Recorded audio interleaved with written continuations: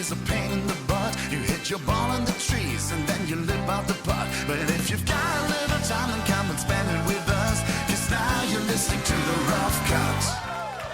I can't clap. I've got no hands. The reason that we're so excited is because David is on the podcast, everyone. This is an event which is well worth the wait. Good Lord. Hello, everyone. Welcome down to the Rough Cut Golf podcast, where you join us in the locker room of Caldy Golf Club, where we have just undergone open qualifying the regional section. Now, this has always been something which is the climax in some respects of the quest for the Open, and it has been a terminus. It has ended here pretty much every single year. Well, not pretty much. It has ended up here every single year until today. Managed to get around, shot one under par. The wind and the conditions of the course today was so hard. Currently, as I come into the locker rooms here, I'm currently leading. I think someone else may have just come in with a one under par as well. Someone else who shot 71 as well. So currently tied, only two players under par, which shows you the ferocity of the wind and just how hard it was. But obviously, thank you for listening. Thank you for watching. And delighted to say, we've got through. We've managed to get through regional qualifying. This has been, it's been hard. I'm happy. Oh my God, it's so good. It sounds so good to hear, so good to say. Can you just say it one more time? Yes, I've got through regional qualifying after shooting one under par. Nice. Not just got through, like, could have won the day. Yeah, I must admit that the last hole was a par 5. I did hit a fantastic drive, but from that point, my mindset, I was stuck in the process all day. That didn't change. But my process up the last was, oh my God, just keep this ball in bounds.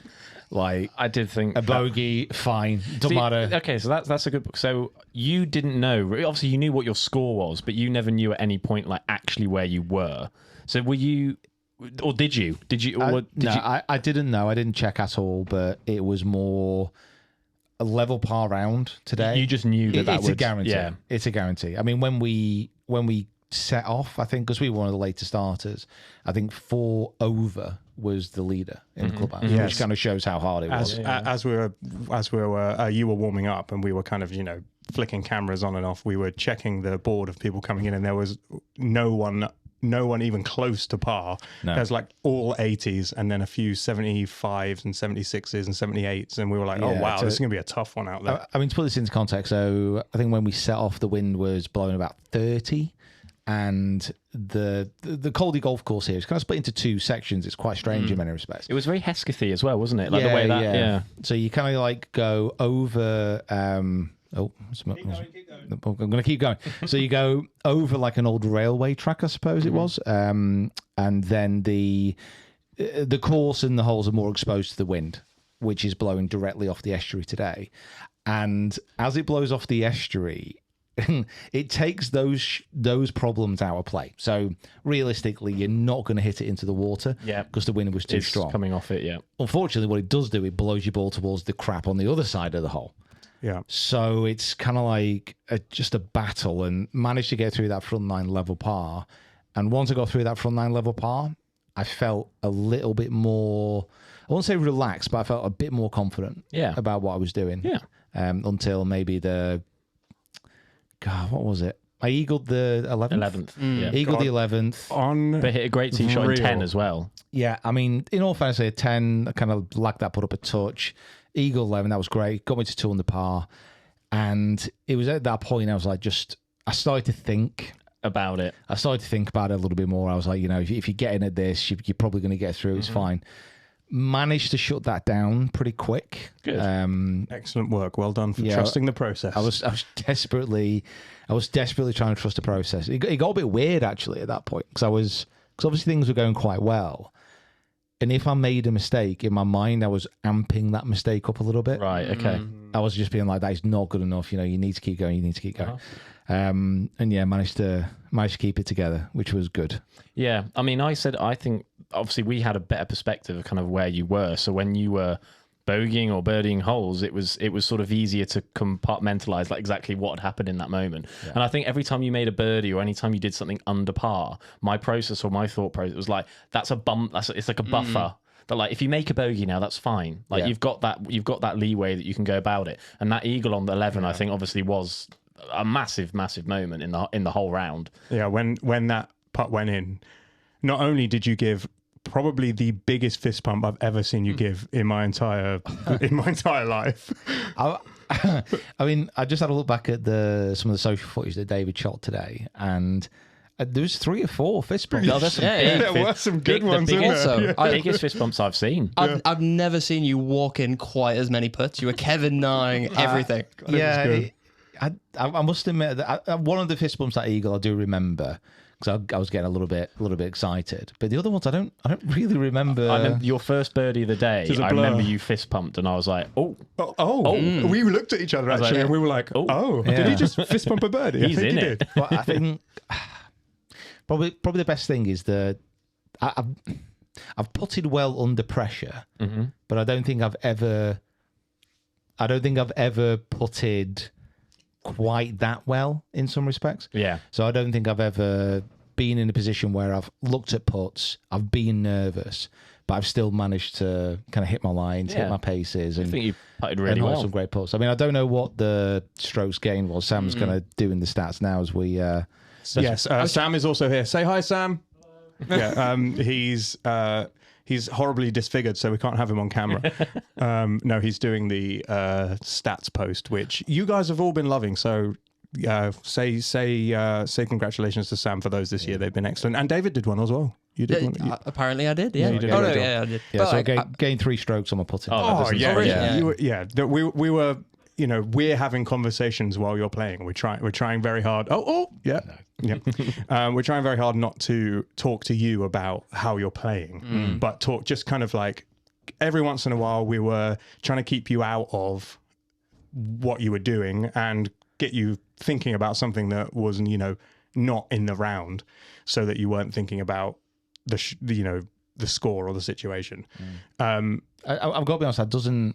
Thinking about the score now doesn't actually bother me. Really? Because a lot of people have said in the comments of the videos, people have said, have you tried not telling him the score? No, I don't want to know how I'm doing against the competition, because I've got you. In my mind, I've got a goal that I want to hit. I've got an expectation of what I want to do. And I knew as soon as we teed off today and I hit that mini driver and my first tee shot went an entire 215 yards or whatever it was, I was like, oh my God, this is going to be tough. This is going to be tough.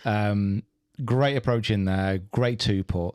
And then that par putt from like 12, 13 foot on the second, that really settled me. Yeah. I was like, that's a great putt. Struck it great. Pace was great. I was like, all right, I've got it today. And I was kind of able to feed on that. So can you I mean, we're going to sit down and over the course of the next day and a half, 2 days, cut it all together so that everyone gets to see it on Thursday.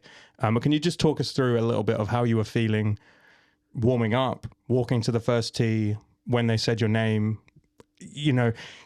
People will only have a reference to how it was last year. Yeah. And how you could tell palpably that you were really nervous last year. I was saying to people, they were like, oh, how's he feeling? I was like, honestly, like weirdly positive and relaxed. So can you talk to us about how it felt walking up to the first and hitting your tee shot? Yeah, I was still nervous. I mean, I didn't have a great night's sleep last night, but thanks, Tommy. I think I managed to get enough. Then I got up and went to the gym, had a proper workout, so I was feeling loose, which was good. And then got here and I started to get very familiar feelings of arms feeling a little bit numb and like just not feeling great. But at the same time, last year helped. Last year helped because I knew I was going to feel that way. So it wasn't so much of a shock. And then I kind of had to adapt my game plan a little bit. So I hit different clubs off pretty much almost every tee than what I planned, apart from the par 5s where I was going to hit driver anyway, just because how strong the wind was. Yeah. So it was tough. But I think from my point of view, I was just a lot more. I just felt more ready. Good. Okay. Is probably the best way to describe it. I kind of felt. I felt my preparation was much more consistent this year. I did enough practice. I didn't feel like I was approaching this round being, I should have practiced this more. I should have practiced this more. I should have practiced this more. But this year I just felt, a lot more confident, a lot more confident. I guess that first tee shot is as nervous as you would have been all day. Did you ever get to a point where it felt like, okay, this is like a normal comp. I'm used to this. This is like... No. The thing is, it's not. This isn't a normal comp. And I was telling myself mentally, and I was continuing to just try and figure out a way that I could stay relaxed and try and treat it as a normal round of golf. But it's not. We do a whole series about this every year. We do such a big build up to this every single time that there's going to be more pressure. I put this on myself, and that's fine. I kind of understand that now, and I was just a lot more comfortable. But I must admit, I had a decent amount of prep for this. I told you I played at Formby, didn't I? Formby Yes. Ladies. So you play.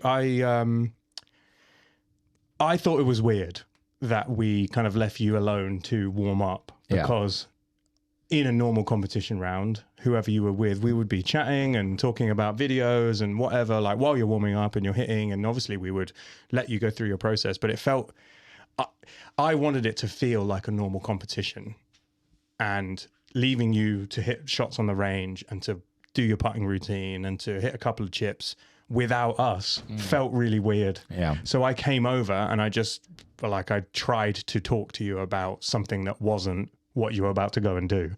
And you said that you had played at Formby and then you played a practice round here yesterday, which was great preparation. You said that Formby was an interesting round. Talk to us about what happened. I could have shot a 59. Oh, wow. Good Lord. I didn't want to say anything. I didn't want to post about it. I didn't want to say anything just in case I curse myself. I had, 9 birdies and 2 eagles. so what did you shoot? It was the thing is, I shot. It was I was playing match play against my dad. Right. So on the So he lost. Now then, Peter. So I picked up on one. I picked up a 1 hole, and then I doubled the last. I was just like not really there. Right. Too late by then. You'd already broke the course record. So if I'd have properly completed it, and I could have shot a 59. Gee whiz. So I didn't want to say anything. Yeah. No, I don't blame you. Because I came round and I was like, I asked him about his weekend, and he gave me a really weird answer about Formby, and I was like, It's one or the other. yeah, It's I shot 80 or I shot 59. Yeah. So I was in my head. I was trying to use it as a because this is the problem with the golfers of mine, because some golfers would do that and be like, that's it, like that's my best round ever. I can't do better than that. Yeah, I've peaked too early. But I was trying to be like, you know what, that you're obviously playing well, you're striking it well, just keep going. I putted great that day, so I was like, okay, just keep it going, but don't say anything. So I didn't want to build not only my own expectations, but I didn't want to build anyone's expectations. Because this is the biggest this is the most difficult thing I found with this is obviously as we do videos, and this year I've been playing pretty well, so those expectations rise, and it's like, oh, you're gonna do it, you're gonna be fine, blah blah blah, and I'm like, well, I've not done it before, so it's like, Yeah. Cool. What time was that? Great. Let me just go and have a quick look. I mean, to be fair, I feel First like swear word, 14 minutes in. One less swear word than last year already. yeah. Good It's such Lord. a different podcast. Yeah, last year was a real sweary affair. But listen, you were in a viciously different emotional state last year. Any swear words that come out today are of joy. yeah, and yeah. How it was good today. How did your practice round go? It was actually, I would say, it was one of the first proper practice rounds I've had. So this is going to sound a little bit silly, but when I go for a practice round, I'm like, I'm just playing around. I'm just saying, but this time I was just like, I was putting loads of balls down, I was chipping, I was hitting different clubs off the tee. Nice. Wow. Which sounds fairly obvious to be able to do, but the fact is I'm not, I don't have that many practice rounds of places I go to. I've been trying to do it a lot more this year. But all that kind of went out the window today anyway because I was hitting different clubs. Yeah. Because the wind was completely different. Sure, and yeah. so strong. Yeah, What, it is. what had you? What was the most drastic change you had to make with regards to clubbing? Well, compared to yesterday, let's say the third hole, so dogleg right. Yeah. So yesterday I kind of hit a faded mini driver short of the fairway bunkers on the right. Yeah. So that's about Where we ended up during the initial round we played. Yeah, so that was about 240 yards. And today I've hit my hybrid 320. There's a slight difference going on. Wow. And then getting on to the next two holes, I was going to hit a 4-iron off that short par 4. So I ended up hitting a driver. Yeah. Still had 100 wow. yards in. Yeah. The par 5, I was going to hit a 4-iron. That par 5 tee shot, honestly, has haunted my dreams. The thing is, Par 5? The one coming back? So I did the one down or the one back? the one down. The one down. So out of bounds left, estuary left, loads of crap right. Yeah. And the wind howling Yeah. off the left-hand side. And I made the mistake of, so Rick went through qualifying here last year. And on that tee, he hit the worst drive I've ever seen in my life. He just like heel cut it into the water on the right. Uh-huh. Oh, yeah. And I was like, I've watched it again. Like, this is kind of weird. So, kind of circle back to this in a second. How many people? So many people came up to me yesterday and today saying they've watched our video from here early in the year as a practice. Oh, okay. You're And welcome, by the way. So I was watching before I came here first time. I was watching Rick's video, and that shot just stuck with me because his reaction to it as well was so emotional. You could tell how devastated he was. So I stood on that tee and was just like, Don't do that. I was like, you've got this draw. You can snap hook it into this wind. It's so strong. So yeah, just that was And you hit a good one though. yeah that was Really probably my favorite shot of the day actually. Just because of how in my head I was trying to overcome that kind of thought process. From a filming behind perspective, it felt like, and obviously so because of the wind was so strong, that you were trying, when you pulled the driver out especially, I mean even with approach shots, but especially with the driver on the first 6-7 holes, you were trying to hit a real low one. Yeah. Was that something that you kind of prepped for going in like on the range, like you were trying to sort of, because it was almost like that little sawn off, but like obviously still struck it great. Obviously keeping it below the wind is obviously the best way of doing it. Yeah. But was that like a game plan from yesterday, 3 weeks ago, or was that just on the day? It was pretty much every shot today. I was trying to fight wind. Yeah. So first hole, wind hard off the right into cut. Second hole straight into was kind of difficult one. Third hole, kind of straight, let the wind bring it back. Fourth, draw it into it. Fifth, draw it into it. Sixth, draw it into it. Seventh, try and hold it up the right-hand side. Eighth, try and hold it up the right-hand side with the mini. Ninth, draw it, let the wind bring it back. 10th, use the wind, smack it down. 11th, use the wind, fade it. 12th, kind of use the kind of wind to go with the green. It was all trying to figure out a way not to get the ball moving on the wind. Yeah. Because it was so strong. Sure. If the wind's off the right and you hit a bit of a draw, it's Just like gets hold of it. 50 yards of movement. Yeah. So it was like taking a few clubs more and just trying to hit like effectively slices into it or hooks into it and just trusting that it's going to hold it. Yeah. And the ability to work the ball both ways is really only something I've had over the last 2 years. But has already proven how crucial it is to be able to do in massive, like absolutely massive. So yeah, it was good, but it was more like this year has just been it's nothing technical this year really. It's just mental and just like figuring out a way to get it done. No, for sure. Okay, so talk us through the club tapping on the ground. Talk us through what you were saying to yourself. We weren't allowed to close mic you, which we would normally do on a round. Yeah. But we could all see that you were still talking to yourself almost as if we were hearing you. Yeah. And it feels like you had a little bit of a kind of like trigger for the routine this time around. Do you want to talk us through what that was and how that came around? So I wouldn't say my self-talk was still overly positive. Oh, I don't imagine it but was. it was more of a whenever I was berating myself today, I was berating myself to get into my routine and just like Yeah. and the club tapping on the ground is really simple. It's just going off the tee, a little bit different, obviously, but on the fairway, it's like what the lie is, what the wind is, what the yardage is, where I want to land it, what kind of shot shape I want to see. Then I'd be picking the club and all the rest of it. So I'd have visualized everything. And then behind the ball, just tapping the club on the down was are you ready to kind of play this shot? It was more like, are you sure? And if you are sure, then it's the commitment to it. And then after the commitment, it's, if it goes well, great. If not, fine.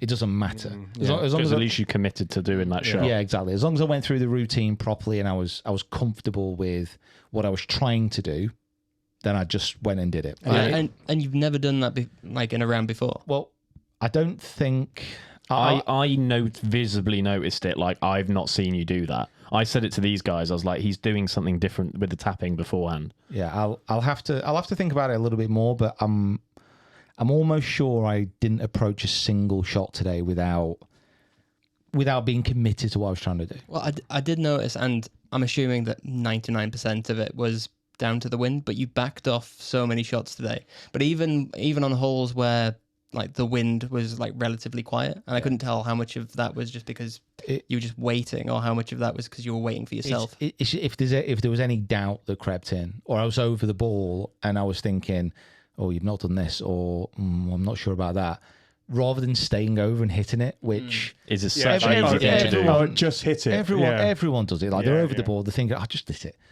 Like, and probably before the last few weeks, I would have done that, but I was determined today. I was like, just, if you're not ready, don't hit it. Yeah. So that's why I backed off quite a bit. But it was weird because I did obviously back off, and I'm always worried about being a little bit slow. But today it was Don't fine. think you have to because, worry about it. Yeah, it was going to be a slow round anyway, so take your time. As long as you're getting done what you need to get done before you hit the ball, then do whatever you need to do. Yeah, but it helped. It helped. Was there ever a point where, like, obviously, like, vast majority of the time you looked like you were in control, but you obviously dropped shots here and there. Was there ever a point where you had that doubt, that moment of, you think, the wheels might be coming off, or maybe a part of your game might not be quite there? I mean, first tee's obviously the one. That the second tee where I pulled it, that wasn't a very good shot. So those holes I was a little bit twitchy, but I think apart from that, maybe the biggest hurdle was potentially on 16. So that par 4. So it was. You were definitely berating yourself after that tee shot. I recall. No. I was berating. I missed my landing point by about 5 yards. With the driver. I was more annoyed at the fact that if I'd landed it where I wanted to, it would have been on the green. Right. Okay. On a 400-yard par 4. It was windy. And you were annoyed at that. Yeah, but in the practice round, I'd hit a number of balls off that tee, and I'd hit a lot into the woods on the left. Right. Okay. And so that was already in your head a little bit. Yeah. But I was like, no, it is a driver. Be aggressive. Stay aggressive. Stay aggressive. Stay aggressive. And that was probably the one tee shot where I felt, you just do it. Like, you know the shot. You've been driving it well. Like, hit it. Like, you've got the ability to actually hit the shot that you want. And I just pulled it by, like I said, a few yards, but managed to get up and down for a birdie. So. Oh yeah. That the chip shot on 16 was really good. Yeah, that was unreal. Talk us through your favorite shots of the day. I'll have the par 5 that you were worried about the drive on. Yeah. That chip shot that hit the flag. Yeah, that was sick. That was sick. That was good. Do you know, I've seen you do the like putter raise a couple of times before, but the wedge raise on the chip as that was hitting the flag, I said to Carly, he's going to hate that later because it didn't go in. I must admit that was in all the way. That horseshoe out. I think that was great. I think probably one of my favorites was a little bit innocuous really, but my second shot on the 9th. So Where's the 9th? Kind of hit the mini driver over the corner, kind of left myself 100 yards in, wind straight off the right, 2 playing partners kind of went in the water. Yeah, where I said you didn't want any part of that hazard. It was just more of like it was the discipline to say, if I hit this to the right of the pin, it's going to bound on. The pin was in a stupid position, to be fair. Yeah. There was a lot of it was a bit Couple of stinky. stinky ones. And I was like you don't, like, mentally, it was like, you don't have to go for this pin. If you hit it just where you want to land it, it'll kick to the left, it'll roll on, and it'll be an uphill putt. It'll be about like 12, 20 feet, whatever it was. And I was like, that's fine. That's fine. And I managed to stick to it and not go for the pin. Yeah. Which again, it was just like, it was a nice little bing of, that's just a good shot. It's a good mental kind of approach. Stayed in the process and all the rest of it. But yeah, that was satisfying. And I think the drive up 18 was pretty good as well. So. Yeah. Was there any thought in your mind? I'm sure it would, but was there any thought in your mind of like pull the 4-iron out? And no.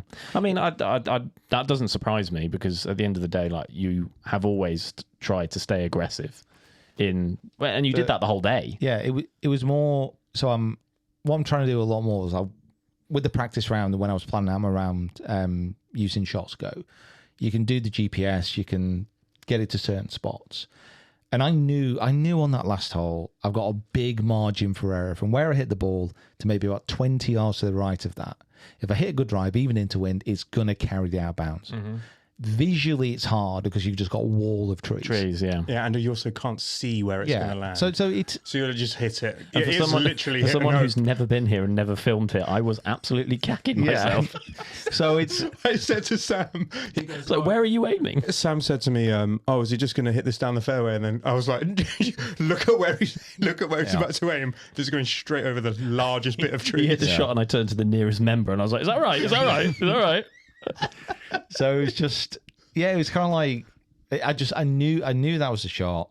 I'd been in the practice round. I've GPSed it. I knew where it was going to land. So it was just like ignoring all those trees, just hitting the shot. Yeah, because it's the thing that I don't think we did at Hesketh enough, which was we went there once. I think you went there once more and didn't play particularly well. And then the first time, when we went there for open qualifying last year, it was still a little bit alien. Whereas I think coming here and playing well the first time, and then coming here yesterday and playing like a proper workout. Yeah. I think that must have helped massively. Like, even if it's just like an understanding of the shapes of the greens or where the good places to miss are, I think that must have helped you.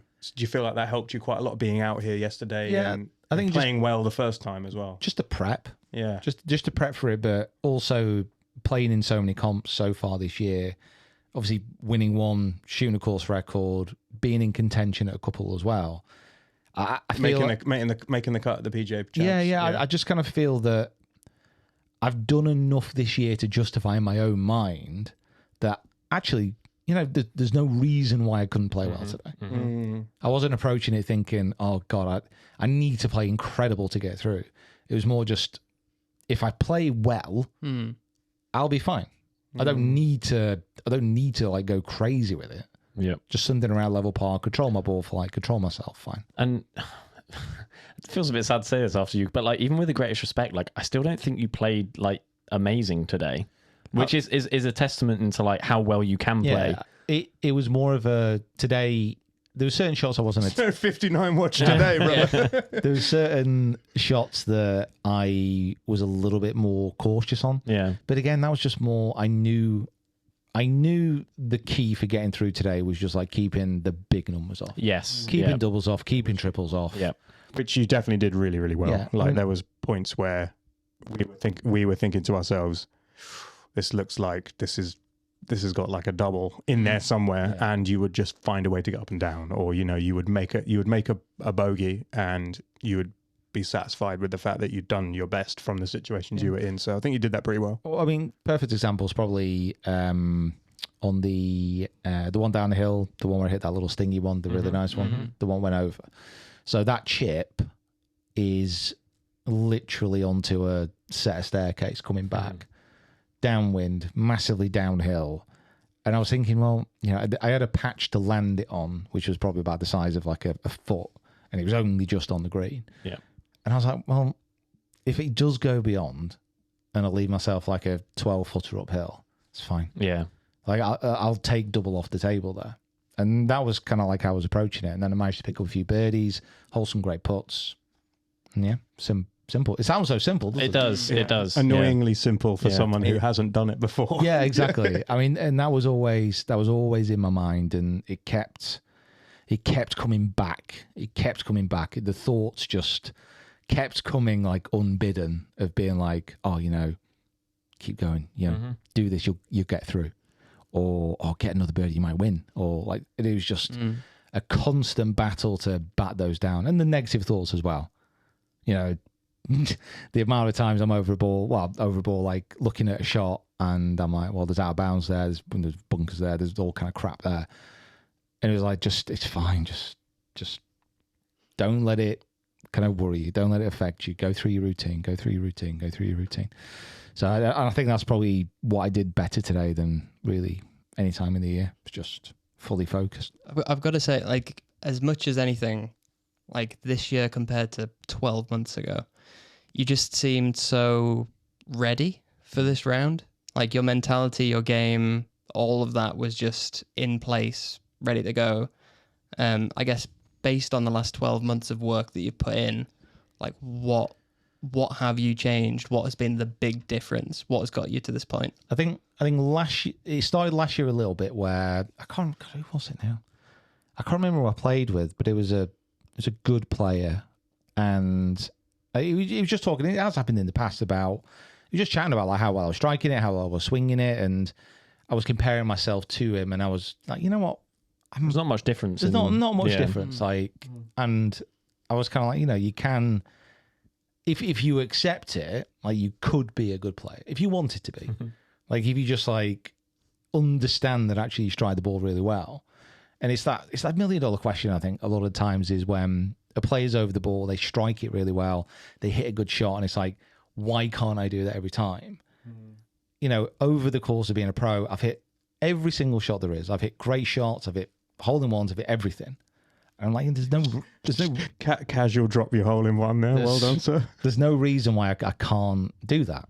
And there's no reason why I can't keep doing that. So it started last year a little bit. And then this year, just putting so much more work in on my mental game has been, it's been great. It's been transformative. It's not, it's like nowhere near where it needs to be yet. I'm still making loads of errors, but certainly on the golf course, I'm not thinking too much about technique. It's just more going through the process, trying to hit different ball flights, making sure my setup's right, all the simple stuff. Out of interest, was that good player Podrick Harrington by any chance?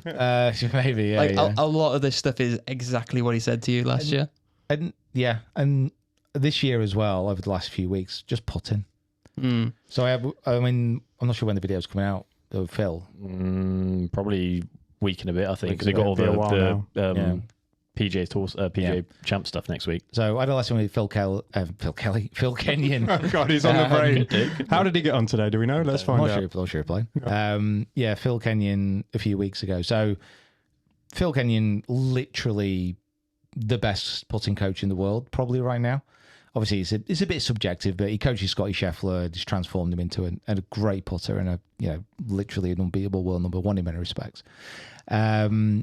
So when I was going through the lesson with him and I was talking through things, and I've been putting all that into play, to be able to have the ability to have a lesson off the best coach in the world, to put what he said into practice, and then to start to put well. In my head, I'm like, you're a good putter now. Am I Scottish Scheffler?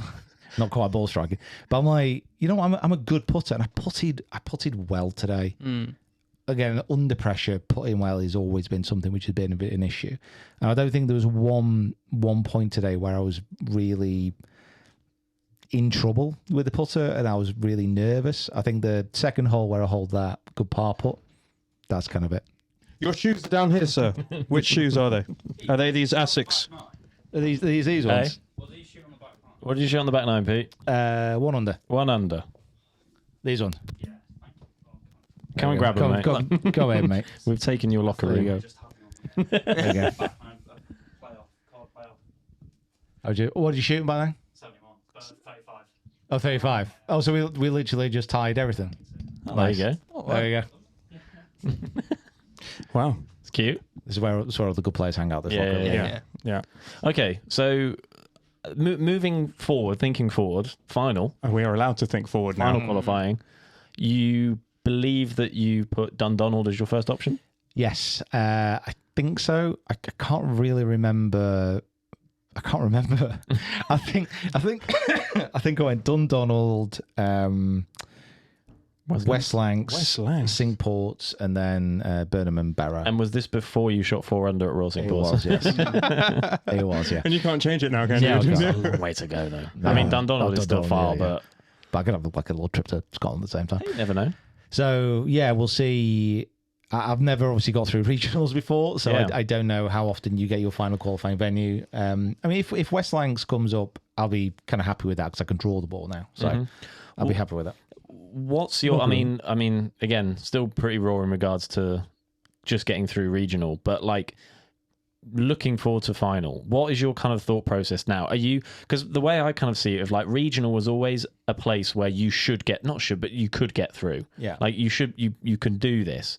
Whereas final, in the greatest respects, is not somewhere that you're going to go that everyone's like, oh, he's going to get to the open. Yeah. So do you feel that there's like, do you feel like you could be more relaxed at final? To an extent, but I know, let's So you're say, stood next to Justin Rose on the tee, and you suddenly. Well, that's just going to say, like, what would you? Because, like, you know, there's a chance that you could be playing in a group with Sergio Garcia and someone. yeah. Alex Fitzpatrick. It'd be great. well, I think to an extent, you are right. I mean, to an extent, the pressure is off, but Yeah. I'm not going to start thinking like that because what if on that Yes. first round, Yes. I have a really good round, Yeah. and let's say I'm near the top, Yeah. and then all of a sudden it's like, well, there is pressure there. Yeah. And all of a sudden, I will be bapping my pants. So there's absolutely no reason for me to go into it with any less of a mindset than I've been having. Sure. Yeah. Ultimately, you've got 2 rounds. You got to play your very best golf, and then you've got probably a chance. Yeah. Because you've got some fantastic players there. But yeah, I don't know. I kind of kept saying to myself like the last few days, like, you know, why not? Like, why not? Just why not? Yeah. The same So- again. Yeah. Why not? There's also with the I want to try and get in this mindset. So it was this at Formby, and then the third round of PGA Champs as well, where the shoot Shot 5 under. 5 under, 67, whatever it was. Sam said it was the best he's ever seen you play. Yeah, and it was. I kind of front nine was fine, but as I eased into the round, it felt kind of easy. I kind of knew going into the last 6 holes. I'm like, well, we got a par 5 here, blah blah blah. I'm like, I kind of felt that the birdies were going to be inevitable, and I've never felt like that.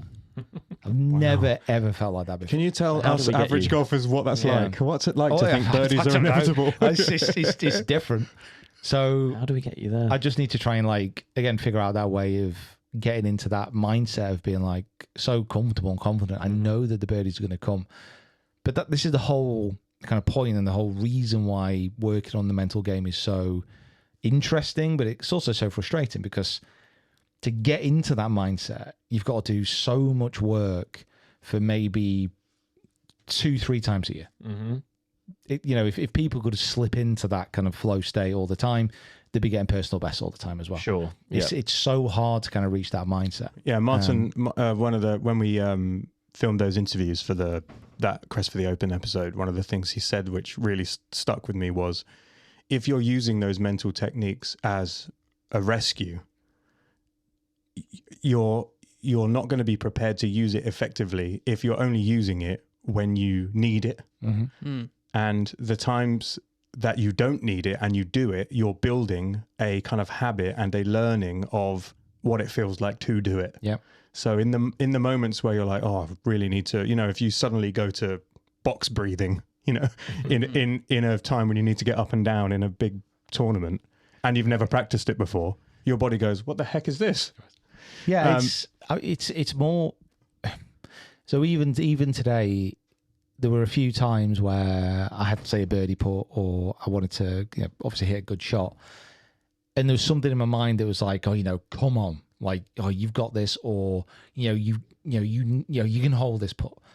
Even that, which on the face of it is a positive thought, even that was I needed to get rid of that because it's not about trying to hold a birdie putt. It's just about treating that putt the same as every single putt. It's about treating the iron shots, every single iron shot, as the same. So it's not attaching any like emotion to it. Because if you're like, oh yeah, I need to hold this, and you don't hold it, you're going to be annoyed. But if you just go through your process, hit your line, and it goes in, great. You can give a fist pump, apparently. Which is You can give about 9 fist ever? bumps. So it's Fist pump compilation. yeah. So I mean, it's obviously this is all kind of new to me as well. Like I've not really worked this hard on a mental game before. But something I said like earlier this year as well is kind of stuck with me about thoughts and understanding that you're not your thoughts. So everyone all the time is thinking. And imagine the amount of thoughts that you have during a day. Thousands. Yeah, I imagine there is a stat somewhere of how many things Thousands you and think about a thousands day. and thousands. And at some point during that day, you could turn around and you think, well, I've been thinking all day. I can't remember what I've thought about. And it's just a case of like being on a golf course, allowing thoughts to come up, recognizing when something is there that's not going to be useful, and just allowing it to go. It's like playing golf in a state of meditation. That's what it Definitely sounds like. not that relaxing because it's a fight. Like you gotta fight it. Meditation's hard, man. Well, no. So I take that back. Not fight it, but it's not holding on to thoughts. It's just letting them go. And then it's just like getting yourself back to where you need to be. How do you do that? Can you tell me? yeah. Could you share that information with all of our listeners? I think understanding that certain thoughts, and obviously this is taking a little bit of time, but things like that, like, oh, you can hold this. Come on, you got this, blah, blah, blah. Understanding that actually those thoughts aren't going to be positive in the long run. So when you identify it and you say, okay, well, that's not going to help me, should I hold on to it? Yeah. Or should I just let it go? Just let it go. The difference between positive self-talk and helpful self-talk. Yeah. But because people latch on to thoughts all the time. We all do it. Like there's a thought, we latch onto it, we won't let it go when we can. Like we have the ability to be able to say, okay, that's gone, don't need to worry about it. But I don't want to sound like I'm talking from like a load of research or like I'm massively experienced in this. You know, I'm learning as I go, but this is definitely what's been kind of helping me. Okay, so you're the first well, we've come up to 40 minutes, so we're going to wrap up. However, because we want to get to the pub. Yes. Yes, we do. I want to get to the pub. Correct. And we will see you at the pub. We're going to the... You know, one of those thoughts where you latch onto you. Yeah. This is one of them. That's what I need. You have been trying on and off to do this for over 10 years now. I mean, I can go back to like when I first turned pro. Yeah. So, you know, we're looking at, you know, almost 20 years. And there have been some successes in the world that you have come from. You know, some people we know have got through regional before. This is the first time you've ever done it. Yeah. When do you think it will set in, what you've just achieved? I don't know, really. Obviously, I am delighted, and this is more of a... It's such a big mental hurdle, but I've always known that I'm good enough to get through regionals. I've always known that. But to be able to actually kind of not allow it to happen, because it sounds so airy-fairy, but to be able to get over that hurdle is massive. It's huge. So, I'm happy, obviously. Yeah, I think, I'm happy. Yeah, I'm happy. I'm happy, man. I think I think we've all cried a little bit today. yeah, it was So it was tough keeping it together on the last. Yeah. it was I cried for you. It's fine. it was like watching you know, it was like watching your kid walk for the first time. You guys have never done that, but that's what it felt like. Sick burn, by the way. like watching Murph go outside for a poo instead of poo inside. Thanks, I think. That's what he basically just said your round was like dog turd. Yeah. Like, just or after a 40 baby minutes. walking in dog turd. Yeah. No, I think I can speak for all of us and for everyone watching when I say that we are very proud of how hard you worked this year, and of how you kind of managed yourself around that golf course today. The thing is, right, you are now just 2 rounds away from the biggest 2 rounds of your life, you know, and it is possible for you to go and do it. Yeah, it's just, it was... We don't even have to wait that long. Yeah. Next Tuesday. So, and so what I'm sure you're going to do now is to cancel all your plans and go to Dundonald now and play 3 or 4 days of practice rounds. Listen, it's one day at a time. One flight at a time. 1 hour at a time. And Pete's getting a practice round in. for the Open. what I really want to do is just go to the pub, Yes. celebrate Yes. today, Yes. and then we'll think about this tomorrow. Great. I'm not thinking about getting through final qualifying. No. I don't know what shots I'm going to win yet. One shot at a time, Mick. It's all about the process. And with that note, let's go to the Met. Yes. Um, Cool. well done, Peter Finch. Thank you. We're really proud of you. Thank you very much. Yeah, I'm actually quite proud of myself. Yeah, you should which be. is good. Well done. You did great. Right. Thank you, Sam. Yeah, so there's a tree in the other room. Right, guys. Well, thank you so much for listening. Thank you so much for watching. If you haven't subscribed to the Rough Cut Golf podcast on YouTube, make sure you do now. And if you are listening to us on your favorite podcast provider, then thank you. Thank you very much. Right, great. Yeah, I feel a bit kind of emotionally drained right now. Yeah. The round's out on Thursday, so if you want to watch it, main channel. Okay, And cool. then we'll Please do. see. And then we'll see you in Dundonald. Yeah, I'll see you in a week's time. See you in Scotland. I'll let everyone know the tea times when I get them as well. Perfect. Good Lord. Cool, awesome. Actually, you know, that is one thing we've not really mentioned. We'd kind of say in the video, I suppose, but everyone who came out today. Yes. Yeah, thank you. Yeah, we can't even express how thankful we are for everyone coming and saying how much they like the content and how proud they are of Pete for doing well. So I mean, it was good, like over 200 people out there. And I must admit, when that birdie putt went in on the 4th, it was loud. It was a proper crowd. Yeah. Like proper cheers. I don't think I've ever had that before. I was like, I've had cheers before, like playing in like BMW or whatever, Pro-Am. But cheers that like matter. Yes. Yeah. And that you could tell they were willing us on. It was pretty cool. Cool. Pub? pub. Pop. All right, Bye, guys. everyone. See you next time.